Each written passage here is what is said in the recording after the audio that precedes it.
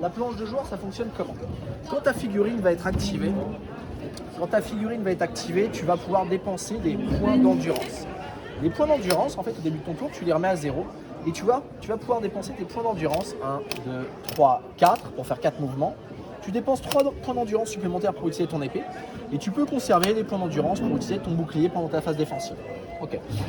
Le jeu, tu ne regarderas pas en fait tes statistiques sur ta carte.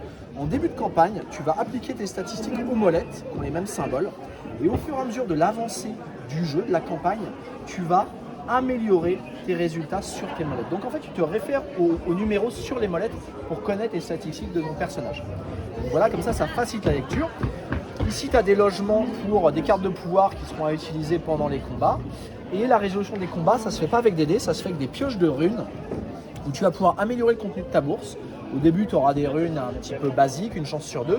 Et plus on avancera dans la partie, plus tu vas booster le contenu de ta bourse. Et en plus, tes ennemis pourront te mettre des runes négatives pour te pourrir un petit peu ton jet de dés. Donc voilà. Et en plus, comme ça, tu maîtrises plus le hasard du tirage de runes.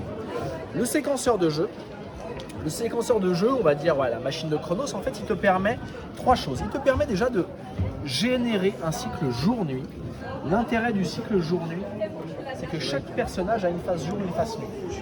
Les humains sont moins forts la nuit, alors que des spectres, ce sera l'inverse. En fait, quand tu allumes la machine, en retournant le sablier, la frise défile, et hop, regarde, il y a des billes qui tombent. En fait, les billes qui tombent, les billes rouges te permettent d'invoquer des créatures pour le maître des jeux, et les billes de couleur te permettent d'activer chaque figurine présente sur le plateau. En fait, comment ça se passe? Chaque figurine, joueur bleu, tu joues, etc.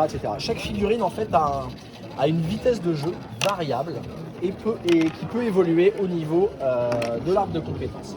Donc, en fait, vous voyez, hop, chaque figurine a son petit réservoir, a son petit segment et a sa roue de vitesse qui lui est propre. Ce qui fait qu'en fait, on a des activations qui vont être variables en fonction de chaque figurine. Comme ça, on ne tourne pas simplement bêtement autour de la table à dire vas-y Mathilde c'est à toi, vas-y Charles c'est à toi. Non, non. Là, le maître des jeux va gérer ça. Jaune tu joues, bleu tu joues, vert tu joues.